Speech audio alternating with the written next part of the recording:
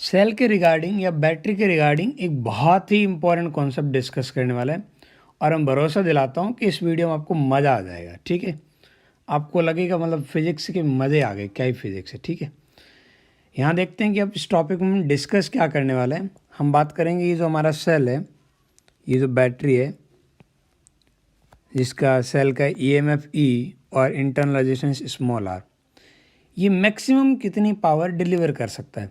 यदि आप पावर की बात करते हो तो आपको पता है पावर का फॉर्मूला होता है पोटेंशियल मल्टीप्लाई बाई करंट। और यदि रेजिस्टेंस के ऊपर बात करते हैं तो मैं लिख सकता हूँ इसे V² डिवाइड बाई R या फिर I² मल्टीप्लाई बाई R। अब कैसे भी यूज़ कर सकते हो। तो यहाँ पे यदि हम देखेंगे तो ये जो सेल है, ये जो पावर डिलीवर करेगा मिलेगी किसे, इस एक्सटर्नल रेजिस्टेंस R को। ठीक है, तो इस R को मैक्सिमम कितनी मिल सकती है हम उस पर बात करते हैं। हम R की वैल्यू को चाहे तो अपनी मर्ज़ी से चेंज कर सकते हैं। R कुछ भी हो, लेकिन जो भी ये सर्किट मैक्सिमम कितने डिलीवर कर पा रहा है हम उस पर डिस्कशन करना चाह रहे हैं। कुछ लोगों को दिमाग में आता है सर क्या बात है, V मल्टीप्लाई बाई I होता है तो, या फिर मैं बोलूँ I² मल्टीप्लाई बाई R होता है। एक काम करो सर, रेजिस्टेंस R की वैल्यू बहुत कम ले लो तो करंट बहुत ज़्यादा आएगी। बिल्कुल सही बात। अब रेजिस्टेंस बहुत कम ले लो, करंट बहुत ज़्यादा आ जाएगी।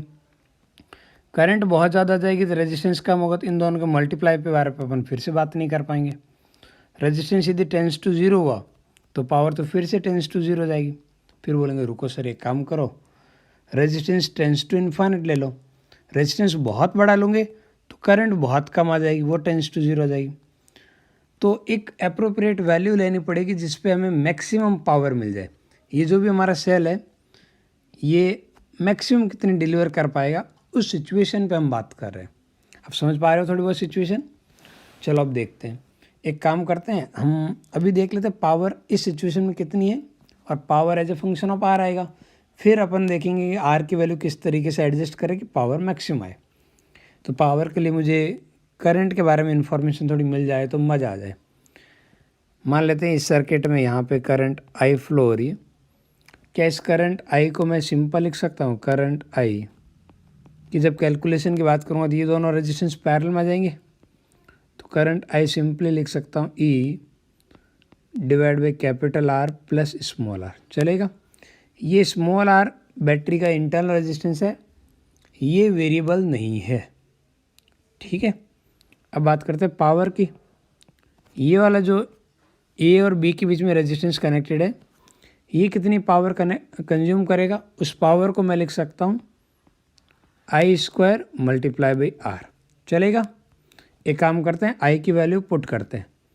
I की वैल्यू पुट करेंगे तो क्या बनेगा, ये E upon capital R plus small r इस पूरे का whole square multiply by R। यहाँ तो कोई आपत्ति नहीं है। तो मुझे ये मिल गया पावर, और यहाँ वेरिएबल के नाम पे कैपिटल R है, power as a function of capital R। मुझे चाहिए कि ये P मैक्सिमम कब होगा। तो किसी भी क्वांटिटी का मैक्सिमम मिनिमम कैसे निकालते हैं, एक बार डिफरेंशिएट करते हैं। बहुत अच्छी बात है, मैं इसे डिफरेंशिएट करता हूँ।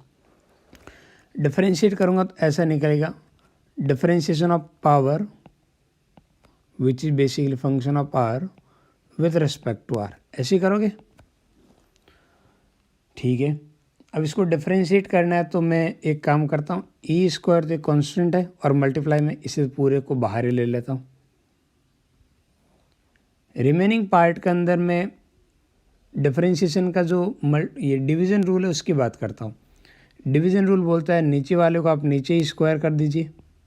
बहुत अच्छी बात है। तो already capital R plus small r का होल स्क्वायर है, उसका स्क्वायर करूँगा तो R की पावर 4 आ जाएगा ये। ठीक है, कोई दिक्कत तो नहीं है। तो जिसको डिफरेंशिएट किया उसे एज इट इज़, तो capital R plus small r का होल स्क्वायर ये एज इट इज़, ऊपर कैपिटल R है तो कैपिटल R का डिफरेंशिएशन कैपिटल R के रिस्पेक्ट में 1, फिर minus sign capital R as it is, ऊपर वाले के डिफरेंशिएशन, अच्छा नीचे वाले के डिफरेंस, नीचे क्या है वो मैं दोबारा लिख रहा हूँ, वो है आपके पास R प्लस स्मॉल r का होल स्क्वायर। इसको डिफरेंशिएट करेंगे, मैं बोलूँगा इस अंदर वाले की जगह कैपिटल R होता तो ये बनता R की पावर 2। इस तरीके से चेन रूल लगाएंगे तो पावर आगे आ जाएगी, एक पावर कम हो जाएगी।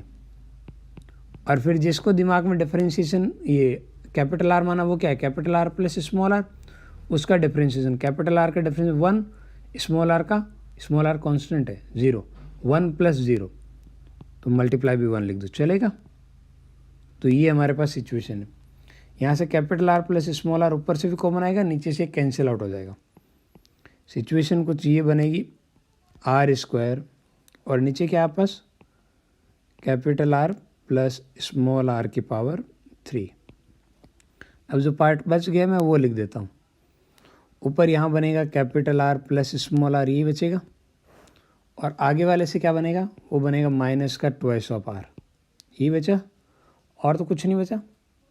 ठीक है, थोड़ा सा और आपको क्या करना होता है, एक बार डिफरेंशिएट करके इसको 0 के इक्वल पुट करना होता है। अब 0 यही पार्ट हो सकता, बाकी तो कुछ नहीं हो सकता। ये 0 कब होगा, जब कैपिटल आर स्मॉल आर के इक्वल आएगा, यानी कि जब सेल का जो आपका इंटरनल रेजिस्टेंस है वो एक्सटर्नल रेजिस्टेंस, जिसे मैं लोड रेजिस्टेंस बोलता हूँ, ये वाला लोड रेजिस्टेंस, इसे मैच कर जाएगा, उस टाइम पे सेल मैक्सिमम पावर ट्रांसफ़र कर रहा होगा। ठीक है, तो ये रिज़ल्ट हमें याद रखना है कि ऐसा होता है, एज एन स्टेटमेंट आपको याद रखना है। थोड़ा सा मैं इसको ग्राफिकली कुछ चीज़ें बताना चाह रहा हूँ इस इक्वेशन में। ये वाला जो है इससे देखो, ये जो अपने रिज़ल्ट डिराइव किया ना, मैं इसकी बात कर रहा हूँ, पावर और आर के बीच में रिलेशन। ठीक है, तो पावर और आर के बीच का ये जो रिलेशन है, इसके बेसिस पे यदि मैं एक रफ सा ग्राफ प्लॉट करूँ, किसकी बात कर रहा हूँ समझ में, इस फॉर्मूले की बात कर रहा हूँ। यहाँ सीधे आप एक रफ सा ग्राफ प्लॉट करोगे तो ग्राफ ऐसा आएगा पावर को लेके। ठीक है, एक साइड में पावर कंज्यूम और एक साइड में एक्सटर्नल रेजिस्टेंस और इधर के साइड में पावर। ठीक है, तो 0 पे पावर आपस 0 रहेगी और इन्फाइनेट पे भी 0 रहेगी।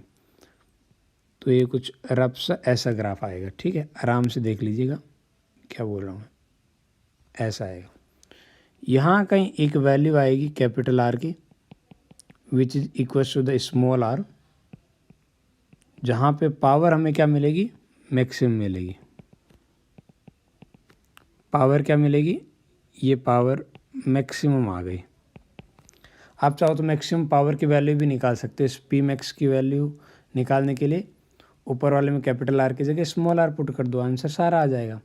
ठीक है, तो यहाँ से आप पुट कर दोगे तो क्या आ जाएगा, इधर वाले जो पावर वाली इक्वेशन उसमें से देखो तो पी मैक्सिमम कितना आ जाएगा, वो आ जाएगा आपके पास ई के स्क्वायर और नीचे आपके पास आर प्लस आर, तो ट्वाइस ऑफ आर है ना, तो आप पास ये उसका स्क्वायर करोगे तो 4 टाइम्स आर स्क्वायर। आप कैपिटल आर की जगह स्मॉल आर लिख सकते हो, दोनों बराबर है, तो आएगा E square divide by 4 times R, ये बनेगा। देख लो यही है कि कुछ और है, ये बनेगा। तो ये मैक्सिमम पावर आ गया आपके पास E square divide by 4 times R. कोई आपत्ति तो नहीं है? ठीक है, तो इस तरीके से हमारे पास पावर की बात होगी, और ये दोनों बराबर हो जाएंगे तो पावर यहाँ ये वाला रेजिस्टेंस इसके इक्वल होगा, तो सेल के अंदर आधी 50% पावर कंज्यूम हो जाएगी। देखो दोनों इक्वल पावर आएगी, यानी कि सेल यदि 100 जूल सप्लाई करने जाएगा तो 50 जूल तो अंदर ही ख़राब हो जाएगी, क्योंकि अंदर खुद के सेल इंटरनल रेजिस्टेंस पे जो पावर डिसिपेट हो रही हो तो वेस्टेज ऑफ एनर्जी है, तो 50% तो अंदर ही ख़राब हो जाएगी, 50% आगे मैक्सिमम ट्रांसफ़र कर सकता है, उससे ज़्यादा तो कोई पॉसिबिलिटी नहीं है। अब मैं किसकी बात कर रहा हूँ, डीसी सेल की बात कर रहा हूँ मैं। नॉर्मल आपके पास जो घर पे करंट आ रही मैं उसकी बात नहीं कर रहा हूँ, वो अल्टरनेटिंग करंट होती है, वो सेपरेट टॉपिक है। ठीक है, ये मैक्सिमम पावर जो मैं सेल की बात कर रहा हूँ, क्या ये वाला आपको अच्छे समझ में आया? अच्छे से आया ना? अब अपन आगे की स्टोरी देखते हैं। इस प्रॉब्लम के अंदर हमें ये बोला है कि ये जो F है उसकी वैल्यू क्या होनी चाहिए कि F R पे जो पावर कंजप्शन है वो बेसिकली मैक्सिमम आ जाए। ठीक है, तो यहाँ एक सर्किट सा गिवन है। मुझे एक जो जनरल अप्रोच जो मैं बता सकता हूँ वो ये है कि यदि मैं यहाँ पे ये पता लगा लूँ कि इस पे पावर कितनी कंज्यूम हो रही है और उस पावर की मैक्सिमम के लिए F ही वेरिएबल है, तो एफ के रेस्पेक्ट में डिफरेंशिएट करके निकाल सकते हैं, एकदम जनरल तरीका है। एक काम करते हैं, पहले पावर कैलकुलेट करते हैं। पावर कैलकुलेशन के लिए या तो मेरे पास यहाँ पे करंट पता होना चाहिए या पोटेंशियल डिफरेंस पता होना चाहिए, ठीक है। तो दोनों में से कुछ भी निकालने के लिए मैं किरचॉफ्स करंट या वोल्टेज कुछ भी यूज़ कर सकता हूँ। मैं यहाँ पे बात कर रहा हूँ from Kirchhoff's current law. Kirchhoff's current law की हेल्प से मैं कैलकुलेट करूँगा। तो किरचॉफ्स करंट लॉ के अंदर सबसे पहले तो अपन पोटेंशियल एज्यूम करते हैं ना। तो एक जगह का पोटेंशियल 0 मान सकते हैं। मैंने मान लिया यहाँ का पोटेंशियल 0 और इस नोड का पोटेंशियल मान लिया x, चलेगा। अब आप करंट मानते हैं कि इधर से करंट आ रही है सपोज कैपिटल I, इधर आपके पास करंट जा रही है I1, इधर करंट जा रही है I2। तो आप किरचॉफ्स करंट लॉ से क्या इक्वेशन लिखोगे? आप बोलोगे आने वाली करंट इज इक्वल टू जाने वाली current, algebraic sum of all the currents at a junction must be 0। तो उस स्टेटमेंट से ऐसा लिख सकता हूँ। बहुत बढ़िया। यदि मुझे बात करनी है I1 की, I1 इसके ऊपर पोटेंशियल डिफरेंस कितना होगा? वो होगा x माइनस ज़ीरो नहीं लिखेंगे चलेगा, डिवाइड बाई रेजिस्टेंस। बहुत बढ़िया। I2 क्या लिखूँगा? x minus zero divide by resistance. बहुत बढ़िया। अच्छा, यहाँ का रेजिस्टेंस ये पोटेंशियल x है तो यहाँ का कितना होगा? यहाँ का हो जाएगा x माइनस ई, ये हो जाएगा। अब इस R पे बात करते हैं। इस R पे देखो करंट ऐसे फ्लो हो रही है तो ये 0 हायर पे रहेगा, तो 0 minus x minus E divide by capital R। इसको थोड़ा सा अपन रीअरेंज करते हैं, ठीक है। रीअरेंज करते तो ये वाला पार्ट यहाँ बनेगा E अपॉन कैपिटल R। वैसे ये जो कैपिटल R वाली बात है ये अपन तीनों जगह से कैंसिल आउट कर सकते हैं ना यहाँ पे। बहुत बढ़िया। तो ये बनेगा capital E minus x is equal to x upon F plus x. ये बना। एक काम करते उस एक्स को भी उधर भेज देते हैं। E कितना आ जाएगा? x। कॉमन क्या आ जाएगा? 1 अपॉन एफ प्लस 2। ये कॉमन आ रहा है। बहुत बढ़िया। तो एक तरीके से मैं x की वैल्यू बोल सकता हूँ। x की वैल्यू आ जाएगी हमारे पास E multiply by F divide by 1 plus twice of F. तो x की वैल्यू आ गई। x आने से क्या है कि आप करंट की बात कर सकते हो, पोटेंशियल की बात कर सकते हो। ये जो एफ आर है इसके ऊपर पोटेंशियल डिफरेंस वगैरह आप कैसे भी निकाल सकते हो। अब मैं बात कर लेता हूँ पावर की। पावर क्या हो जाता है? पावर को मैं लिख सकता हूँ वी आई या वी स्क्वायर अपॉन आर। तो वी स्क्वायर यहाँ पोटेंशियल डिफरेंस तो एक्स के इक्वल है, एक्स माइनस जीरो तो एक्स के इक्वल है, तो एक्स स्क्वायर तो ई का स्क्वायर एफ का square divide by 1 plus 2f का होल स्क्वायर। तो ये आ गया V square divide by R बोले तो एफ आर। ये आ गया पावर। यहाँ तक स्टोरी में कोई दिक्कत नहीं है ना। तो हमने एक तरीके से पावर कैलकुलेट कर लिया। पावर कैलकुलेशन में कोई दिक्कत नहीं है। अब पावर मैक्सिमम निकालने की कंडीशन पे बात करते हैं। मैक्सिमम पावर के लिए मुझे इसे डिफरेंशिएट करना चाहिए पावर को, यानी कि मैं अभी डिफरेंशिएट करूँगा इस पावर को। जो भी वेरिएबल क्या है? एफ। तो एफ के रिस्पेक्ट में यही तरीका होना चाहिए। तो पहले तो ये ई स्क्वायर डिवाइड बाई आर, ये तो एक नंबर है तो इसको मैं सेपरेट ले लेता हूँ। जो रिमेनिंग पार्ट है उसके डिफरेंशिएशन पे बात करते हैं।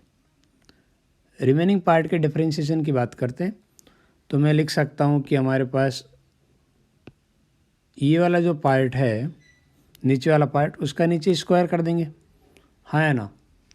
वैसे एक चीज़ देखो, यहाँ से एक एफ कैंसिल आउट हो जाएगा। तो मैं नीचे वाले पार्ट का स्क्वायर करूँगा तो ये बनेगा हमारे पास 1 प्लस ट्वाइस ऑफ एफ का होल स्क्वायर का स्क्वायर तो पावर 4। जिसको डिफरेंशिएट किया नीचे वाला वो एज इट इज़ रहेगा। तो 1 प्लस ट्वाइस ऑफ एफ का होल स्क्वायर ये एज इट इज़। ऊपर हमारे पास क्या बचा, ओनली एफ बचा है। ठीक है, तो एफ का डिफरेंशिएशन एफ के रिस्पेक्ट में आएगा 1, फिर माइनस का साइन, ऊपर वाला एज इट इज़, नीचे वाले का डिफरेंशिएशन। तो नीचे वाला बोले तो 1 + 2f का होल स्क्वायर, तो बोलेंगे इस पूरे की जगह, किसकी जगह, ये जो बोला ना 1 + 2f का होल स्क्वायर, तो अंदर वाले पूरे की जगह f होता तो ये पावर आगे आ जाती, एक पावर कम हो जाती, कोई बात नहीं, कर दिया। फिर वहाँ ऐसा है तो नहीं, तो जिसको अपन f माना उसका डिफरेंस 1 का डिफरेंस 0, 2f का 2, तो 1 0 + 2f 0 + 2, तो ये आ गया 2। ये आ गया हमारे पास डिफरेंशिएशन। इसको थोड़ा सा सिंप्लीफाई कर देते हैं, मज़ा आ जाएगा। ये बनेगा हमारे पास e² / r, नीचे हमारे पास है, ऊपर देखो 1 + 2f कॉमन आ जाएगा, तो नीचे एक 1 + 2f की पावर हो जाएगा 3। अब जो अंदर बचा वो लिखते, यहाँ से बचेगा 1 + 2 ऑफ f माइनस 4f, यही बचा है, कुछ और तो नहीं बचा, देख लीजिए आराम से, कोई दिक्कत नहीं है।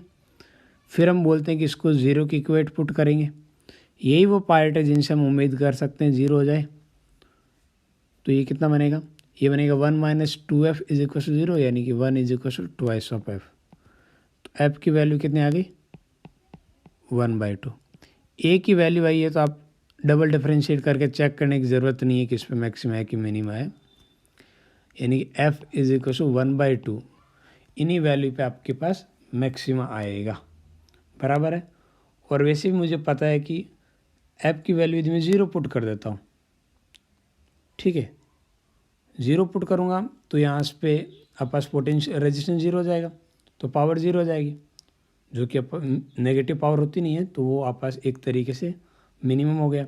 f की वैल्यू इन्फाइनाइट पुट करो, फिर से यहाँ करंट नहीं जाएगी, इस वजह से पावर 0, तो दो मिनिमा के बीच में एक मैक्सिमम होता ही है, तो इसलिए मैं बिना आगे डबल डिफरेंशिएशन के सीधे ही बोल सकता हूँ कि f = 1/2 पे मैक्सिमम पावर आएगी। ठीक है, तो हमने ये एक एग्जांपल डिस्कस कर लिया, यहाँ तक कोई आपत्ति नहीं है ना। अभी हमने एक बहुत ही बढ़िया सी प्रॉब्लम डिस्कस की थी, ये वाली, जहाँ हमने निकाला था कि मैक्सिमम पावर की कंडीशन क्या है। लेकिन इस प्रॉब्लम का सॉल्यूशन देखिए, आपको कहीं भी लग रहा है कि इस तरीके से यदि मैं सॉल्व करने बैठूंगा एग्ज़ाम में तो मेरा कुछ हो पाएगा। आप देखो ना प्रैक्टिकली कितने टाइम मिलते हैं, फिर कुछ के दिमाग में आएगा नहीं सर ऐसी प्रॉब्लम एग्ज़ाम वाला पूछेगा ही क्यों। तो ये जेईई मेंस में पूछी हुई प्रॉब्लम है। ठीक है, अब बात करते हैं कि ऐसी प्रॉब्लम जेईई में आ गई, फिर आप क्या करोगे। ये जेईई में आई हुई प्रॉब्लम है, ठीक है, 2015 के अंदर। तो हमारे पास एक शॉर्ट ट्रिक है जो मैक्सिमम पावर रिलेटेड प्रॉब्लम को एकदम विद इन फ्यू सेकेंड, ठीक है, with in few second solve करके दे देगा। अभी शॉर्ट ट्रिक क्या है उस पर बात करते हैं। ठीक है, तो यदि आपको कभी भी ऐसा दिया है ना कि यहाँ आर की वैल्यू या जो भी एफ आर है उसकी वैल्यू क्या होनी चाहिए कि इस पे पावर मैक्सिमम कंज्यूम हो, इस टाइप की प्रॉब्लम में शॉर्ट ट्रिक काम आएगी। यानी कि जिस पे पावर मैक्सिमम होना चाहिए उसकी वैल्यू यदि आपको कैलकुलेट करनी पड़े तो वो निकालने की शॉर्ट ट्रिक हमारे पास है। अच्छा, शॉर्ट ट्रिक के मैं सीधा स्टेप बोलता हूँ, फिर एग्जांपल के साथ करते हैं, फिर आगे बात करते हैं। तो पहला स्टेप हम ये करेंगे, remove resistance where maximum power is to be consume and mark A and B at it terminals. ठीक है, जहाँ पे आपको बोला है कि यहाँ मैक्सिमम पावर हो वहाँ पे उस रेजिस्टेंस को आप हटा दो और दोनों जगह ए और बी लिख दो। जैसे यही ऊपर वाली प्रॉब्लम थी, मैंने एफ आर को हटा के वहाँ पे ये एफ आर की जगह ए और बी लिख दिया और एक खाली स्पेस छोड़ दिया। ठीक है, इस तरीके से रिमूव करना है। बहुत बढ़िया, तो पहला स्टेप हो गया। अब सेकंड स्टेप की बात करें, remove all the cells by their internal resistance. Cell को इंटरनल रेजिस्टेंस से कैसे रिप्लेस करते हैं, तो आप सिंपल से इतना देख लो, सेल के अंदर ये जो ईएमएफ वाला पार्ट है इंटरनल रेजिस्टेंस वाला छोड़ दो, हो नहीं हो, ये वाला जो पार्ट है इसको आप शॉर्ट सर्किट ऐसे लिखना है बस। इस तरीके से आप रिमूव करोगे जितने भी सेल है। ऊपर वाली प्रॉब्लम एक ही सेल था, तो मैंने ये वाला जो सेल है ये बेसिकली हमारे पास था स्टेप 1। स्टेप 2 के अंदर मैं इस सेल को हटाने वाला हूँ। ये लो स्टेप 2 आ गया। स्टेप 2 के अंदर कोई दिक्कत नहीं है ना, इस डायग्राम की बात कर रहा हूँ। अब नेक्स्ट स्टेप देखते हैं, calculate equivalent between A and B. जो हमने ए और बी लिखा है ना, वहाँ ए और बी के बीच में अब इक्विवेलेंट निकाल दो, क्योंकि आपने सारे सेल हटा दिए, तब सिर्फ और सिर्फ रेजिस्टेंस बचेंगे। यहाँ ए और बी के बीच में इक्विवेलेंट निकालने के लिए मैं इस डायग्राम को इस फॉर्मेट में लिख सकता हूँ, ताकि जिन लोगों को अजीब लगे कि ए और बी के बीच में कितना है। बेसिकली इस ए को मैं साइड में ले आया, इस बी को साइड में ले आया, तो ये दोनों ऐसे दिखेंगे। अब इन दोनों का इक्विवेलेंट कितना आएगा, बोलो आर इक्विवेलेंट कितना आएगा, तो आप बोलोगे आर इक्विवेलेंट आएगा, ये दोनों पैरेलल में, तो r/2 बराबर है, आर इक्विवेलेंट निकाल लिया। तो तीनों स्टेप हो गए। आर इक्विवेलेंट के बाद में क्या करना है, equivalent resistance must be equal to the load resistance. जिस पे आपको पावर मैक्सिमम चाहिए ना, वो इक्विवेलेंट के बराबर आना चाहिए। तो पावर मैक्सिमम तो चाहिए थी हमें एफ आर पे, तो एफ आर की वैल्यू r/2 के बराबर आनी चाहिए। तो एफ कितना आ गया, 1/2 आ गया। इस तरीके से हम कुछ सेकंड, अब कुछ कहेगा नहीं सर इसमें भी लिखने में बहुत टाइम लगा, ये तो तुम्हें समझाने की बात हुई वे। यदि हमें खुद करना हो तो एग्जाम में ऐसे थोड़ी करेंगे। हमने बोल दिया कि चलो यहाँ वाला रेजिस्टेंस हट गया, ये हट गया, तो ये दोनों पैरेलल में आ गए, आर और आर का पैरेलल r/2 का एफ आर के इक्वल पुट किया, बस 10 सेकेंड के अंदर अंदर आंसर आ जाएगा। अब एक इंटरेस्टिंग बात, सर आपको कैसा पता लगा कि ऐसा करने पे ही आंसर आएगा?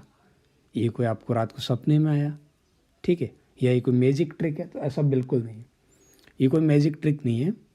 ये बेसिकली मैंने आपके लिए कुछ चीज़ें straightforward as an steps रख दिए। इसके पीछे के रीजनिंग पे बात करते हैं। एग्जैक्टली मुझे इतना कॉन्फिडेंस है कैसे बोल दिया कि इस टाइप की प्रॉब्लम ऐसे सॉल्व की जा सकती है। तो उसका कोई मैजिक नहीं, बहुत ही बेसिक चीज़ है। अब इसके कॉन्सेप्ट पे आते हैं, ठीक है। तो क्या यही हमारी वो प्रॉब्लम थी? देखो मैंने थोड़ा सा अलग तरीके से लिखा, यही वो प्रॉब्लम जिनके बारे में बार बार डिस्कस कर रहे हैं। तो बेसिकली मैंने सेल के इक्विवेलेंट के कॉन्सेप्ट को यूज़ किया है कैलकुलेट करने के लिए, ठीक है। मैं ये जो पर्टिकुलर सिचुएशन है, क्या मैं नहीं बोल सकता कि इधर वाली जो ब्रांच है, यहाँ तो मुझे चाहिए कि आर की वैल्यू, एफ की वैल्यू क्या है, लेकिन ये वाली जो ब्रांच है कैपिटल आर वाली, इसके अंदर मैं ऐसा बोल दूँ तो किसी को दिक्कत है क्या कि यहाँ पे एक सेल है जिसका ईएमएफ 0 वोल्ट है, 0 वोल्ट का ईएमएफ? कोई प्रॉब्लम पे दिक्कत नहीं, चलेगा ना? ऐसा बोलने पे मैं बोल सकता हूँ अब ये जो दो सेल है ये मेरे पास पैरेलल में आ गए, तो इन दोनों के मैं इक्विवेलेंट की बात कर सकता हूँ। तो सर्किट मेरा इस तरीके से कन्वर्ट हो जाएगा। मैं बोलूँगा यहाँ पे मेरे पास एक रेजिस्टेंस है जिसकी वैल्यू है एफ आर, और नीचे एक सेल है जिसका ईएमएफ मुझे पता नहीं है और उसका इंटरनल रेजिस्टेंस भी मुझे पता नहीं है। लेकिन ये जो दोनों बातें मैं बोल रहा हूँ, ये कहीं ना कहीं इन दोनों की रिजल्टेंट वाले सेल की बात कर रहा हूँ। तो दोनों सेल पैरेलल में हो तो उनका रिजल्टेंट का जो इंटरनल रेजिस्टेंस है वो हमेशा क्या आता है, दोनों के पैरेलल कॉम्बिनेशन की इक्वल। तो और आर का पैरेलल कॉम्बिनेशन कितना हो गया, r/2। कोई आपत्ति तो नहीं है? अब मेरे को ई इक्विवेलेंट निकालना है, लेकिन ज़रूरत नहीं मेरे को ई इक्विवेलेंट की। ई इक्विवेलेंट की वैल्यू कुछ भी आई हो वैसे आप कैलकुलेट कर सकते हो, लेकिन मुझे ज़रूरत नहीं है, ठीक है। ई इक्विवेलेंट कुछ भी है। अब मैं बोल सकता हूँ अब तो ये सिंगल सेल है ना, और सिंगल सेल के केस में आपको पता है कि सिंगल सेल के केस में एक्सटर्नल वाले पे पावर तभी मैक्सिमम होती है जब एक्सटर्नल वाला इंटरनल के रेजिस्टेंस की इक्वल आ जाएगा। तो बोलूँगा F R must be equal to r/2, ठीक है। तो ऊपर वाली सारी कैलकुलेशन में मैं कहीं ना कहीं जो भी स्टेप्स बताए थे ना, वो स्टेप्स सारे सेल को एक सिंगल सेल से रिप्लेस करके उनका इक्वलेंट इंटरनल रेजिस्टेंस निकाल रहा था, और वो एक्सटर्नल की इक्वल आना चाहिए था। तो बिल्कुल ये बेसिक सा कॉन्सेप्ट था जो मैंने पहले एज एन ट्रिक आपको बताया था, ताकि आप फटाक से आंसर निकाल पाओ। अब उस ट्रिक के पीछे का लॉजिक भी आपको पता है तो आप ट्रिक भी भूलोगे भी नहीं, ठीक है। उम्मीद करता हूँ कि ये वाला जो लेक्चर है वो आपको बहुत अच्छे से समझ में आया है और बहुत मज़े भी आए हैं, ठीक है।